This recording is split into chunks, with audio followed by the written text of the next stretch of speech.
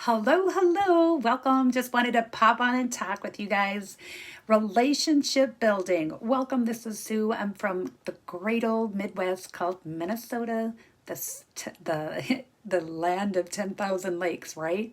Hey, where are you coming in from? And tell us your name.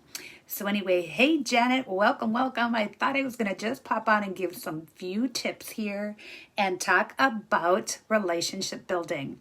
So the first tip I'm going to give is engagement. You know, sometimes people that are more shy, hesitant to have conversations, find that they will shy away from conversations. But if you really stop and think about it, us blues, like Janet and I, we are so over that one. We don't have a problem with talking to people, right? We can just start conversations in the streets, wherever we're at, in stores, you name it. But there are people that keep saying, hey, Sue, how is it that you can just start up a conversation with anyone? Well, it's engagement, and it's being yourself and talking to the other person like they're human, not like some object, right? So, number one is being authentic yourself and engagement in there. So, when you're being authentic with your engagement, it is like when you're observing somebody else, you may notice that, hey, I like your blouse you have on. That's so beautiful on you. That's being real and authentic. If you are the type that would talk something like that, right? Maybe you're not. Maybe you're just more of a casual, calm, quiet person. You come across in the manner that you are. So that's step number one is engagement with you being authentic. Number two is chatting with them, not at them, but with them. Sometimes I find myself, I kind of chuckle about it myself because I don't realize I do it. But it's kind of a habit that you don't stop and think about is chatting with people. Hey, Marcia, welcome. Hey, Irola. Hey, Brianna. It is chatting with people and not at them. So when people ask you questions or you are asking them questions and you're having a dialogue volleying back and forth, make sure you're interacting with them in it and make sure it's about them more than yourself.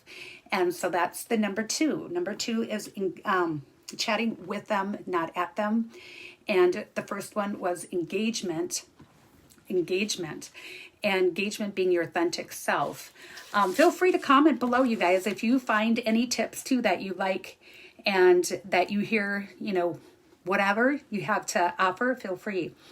And the third one is make sure you're asking questions, because sometimes when you're in awkward situations and you're not really a talker, you don't stop and think to ask questions, right?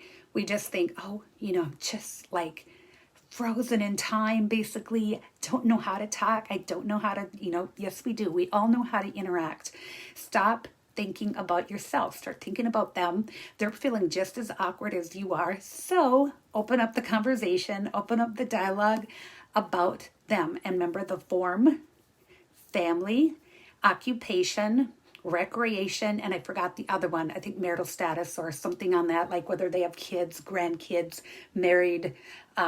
Maybe I'm remembering it wrong, but you guys can correct me if I am, but that's form. So if you ask questions about those four things, typically you can't go wrong, especially for people that are a little bit more scared of having a conversation with somebody. They'd rather talk to the brick wall or the pole in the parking lot, right? And think, they can't talk back to me, or a pet, right? All right, any of you like that you'd rather not talk to people because you're afraid that they'll answer you and you have to talk back, right? Hey, Sam, it's been like forever. We have not talked in like forever.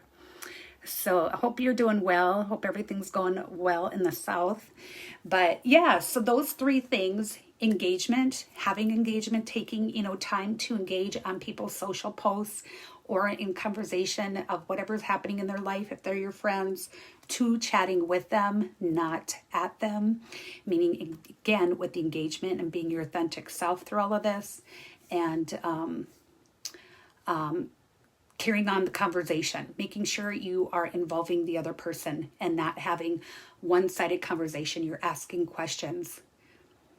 Oh my gosh. Yes, yes, yes. Isn't it just fun? Yeah, I can get into trouble there, but it's fun. It's fun, and that's what I do for a living. So thank goodness, it's something that I love to do, right? So yeah, and I've had a few people ask me that lately. How is it that you can do that? Like, what is it? And I say it's not scary. It's not scary at all. Because if you think about it, the other person might be just as scared as you. But just start in little micro, you know, spots here and there, stepping out of your comfort zone. Hey, how are you? Especially now, you guys, especially after we've been through all this craziness, people want to feel loved and wanted and talked to. You don't walk by people like they are a wall. I've had, when I've been in the store lately, I feel like some of the people are like that, but I think majority of us are craving human connection. That is normal. That's very, very normal. And so don't be afraid to talk to people. Like, that's normal. Hey, Heidi, you are up in the north. You're past Minnesota, past the great Midwest, up into Canada. Hope everything's going great up there. But yeah, so those were the 3 tips that I wanted to share with people is engagement, being your authentic self in engagement. 2, chat with people, not at them. And 3rd is asking questions, having that dialogue and keeping it flowing. And yes, there's going to be a start and a stop time, right? Just like the video, there'll be a start and a stop time. It's okay. You don't have to drag it on forever. We don't have to have the long Minnesota goodbye. Who's like that? Raise your hand, hit the love if you're one of them. The long Minnesota goodbye, like you're standing at the door, holding the door, and you're like, all of a sudden you turn around and you're like, just as you're ready to head out the door, boom, one thing hits you. Oh my gosh, I forgot to tell you blah, blah, blah. Or as you're almost to the car, you turn around again, you're like, oh my gosh, I forgot to tell him this. Oh, I am so good at that one. Like, it is so funny. But that's okay. It's each of our personalities. And then you get, my spouse who's the opposite. Well, he'll say as least as he can and get it over with and out the door. Like, come on, let's get moving. I'm like, hold it, but I got one more thing and I'm running back to tell him. And it's okay because that's what makes the world go around, makes us so fun and interesting. And we have fun at whatever we do in life. Doesn't matter that we are always building relationships, whether we're an introvert, extrovert, whether we're red, blue, yellow, or green personality, or those, is it enneagrams? I don't even know what they are. I'm not even going there because a blue, all of those different types of enneagrams or whatever that's called is way too much for me. And I won't build a relationship off that. But I can tell you in a heartbeat, as soon as I meet somebody, what color they are. Like Sam, you're total blue. You got other colors, we all do, but I can tell most of you are blue. Heidi, I think you're more yellow. Like I can go through here and tell people what colors they are. Just learn that because once you know colors, it's so quick to find like their strong attributes. Isn't that fun? So it's a lot of fun. But I suppose I should let you guys go. Again, the long Minnesota goodbye, right? Have fun with the long Minnesota goodbye. And I will be back again tomorrow. And remember, tomorrow is Wealth Wednesday. I'll probably be doing some kind of giveaway. I've got to figure out what it is, but I have a few ideas. So see you back tomorrow and have a great night. Thanks for watching. And if you missed it, watch the replay. Talk soon. Oh, Blue, here we're doing the long Minnesota goodbye. I can post the jacobadamo.com. It's Jacob is Jacob, and then I think it's ADAMO.com is the color personality. Go through it, just have fun with it, and go to your kids, your spouse, and you're just going to have a blast doing this, answering the questions for them, and then we have them go do it, and you're like, dude, you are not that color, you're this. We had so much fun doing that with some of our relatives and kids the other year, a while back, that I'd say, okay, I know what colors I think you are, but go do this test. And it's fun to see what colors they want to be and what colors they're not. Like some people don't have an ounce of green organization. I keep saying I have 3%. That's like the max I've ever come up with is in the green organization category is like 13%. And I'm like, are you blooming kidding me? If I wasn't even partially organized, I wouldn't even be on lives. I wouldn't even present lives if I didn't have some part of green. But I don't care. It doesn't bother me. It's fun to do. So yeah, so I'll post it here I'll post it up in the top of the video too, so that the rest of you guys can do those color personalities and have fun. Just do yourself, do your family and friends, and have fun with it and say, hey, I did this on you. I planted all these colors or, answered all these questions on you. And this is what I came up with. or you can do it after they do it. It's like, oh, do this, and then I'm going to see if you came up with the same colors I did. It's fun.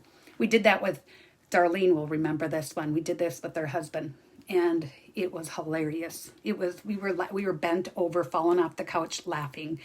And he said he was some other color, and we're like, oh no, you're not. You're this color, and because he's so outgoing with people, and I don't remember what he thought he was, like almost all yellow. Like they're more the carrying the hot behind the scenes. They don't want to be out in front and center.